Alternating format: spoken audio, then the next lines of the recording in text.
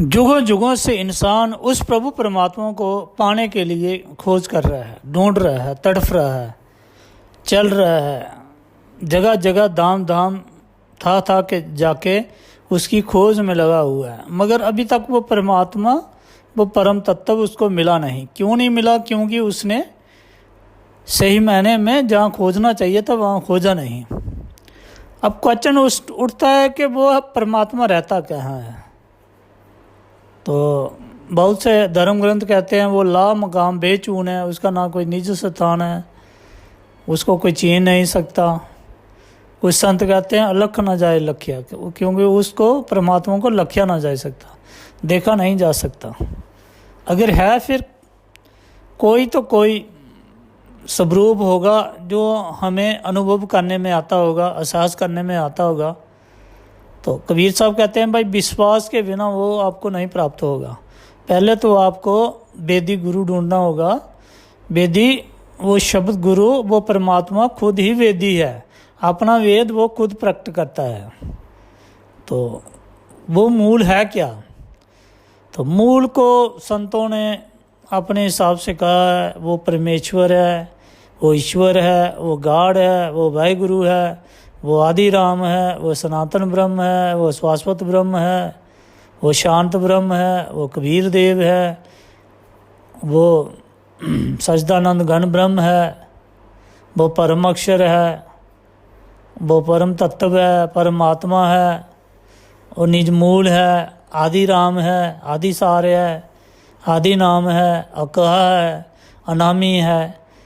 जीवों ने अपने हिसाब में आके उसके अलग अलग नाम दिए हैं। इन नामों को आखिरी नाम बोलते हैं जब वर्णात्मिक नाम, जो वर्ण में आ जाते हैं। लेकिन साधु कहते हैं, महात्मा कहते हैं वो तो अक्षरों में आता नहीं, बोली भाषा लैंग्वेज में तो आता नहीं है, वो तो निरक्षर के भी पार है, क्योंकि वो आदि अक्षर है।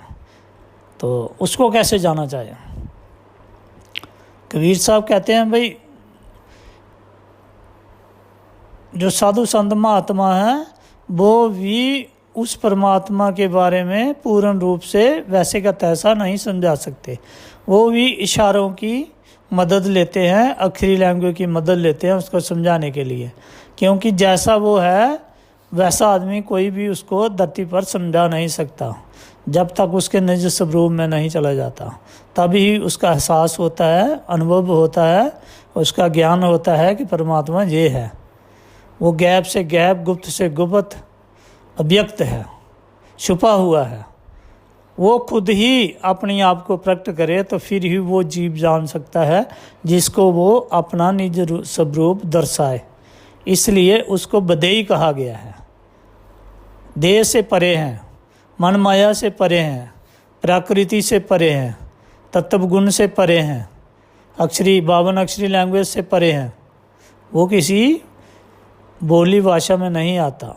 आँख हमारी उसको नहीं पकड़ सकती। आँख तो मन की है, मन तन के साथ है, वो उसको सूरत और नीरत पकड़ती है। पर सूरत और नीरत किसी ने देखी नहीं, जागती कैसे है?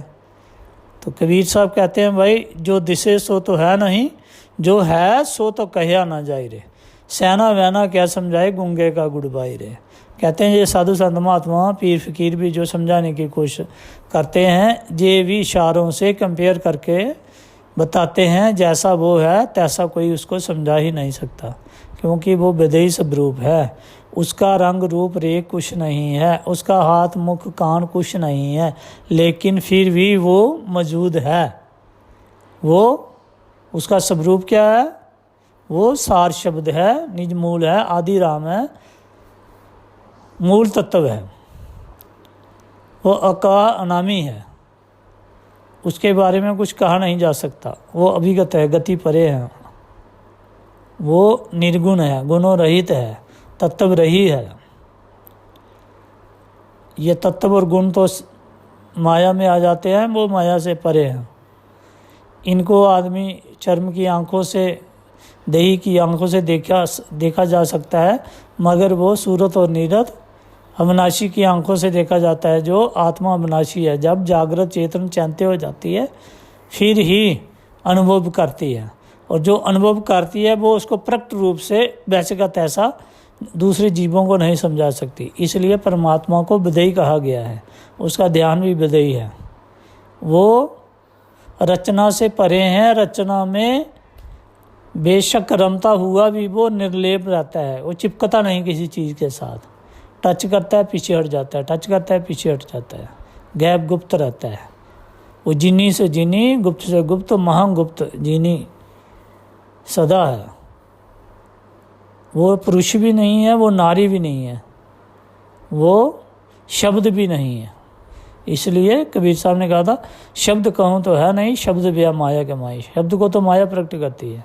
पुरुष कहूँ तो पुरुष है नहीं, पुरुष ब्या माया का माई। जो पुरुष है, शरीर रूप है, आकार लेता है, ये भी माया ज्योति शक्ति आकार लेती है, वो कोई आकार नहीं लेता। सबकी सुनता है, सबका धारण पोषण करता है, सबको पालता है। मध्य मध्य आकाश के सब जगह वो स्थिर है, वो डोल है, अनिचल है, अविनाशी है, अजर है, अमर है, सत्य है, कभी नष्ट नहीं होता, कभी फना नहीं होता। उस परमात्मा की हम सबको खोज करनी चाहिए।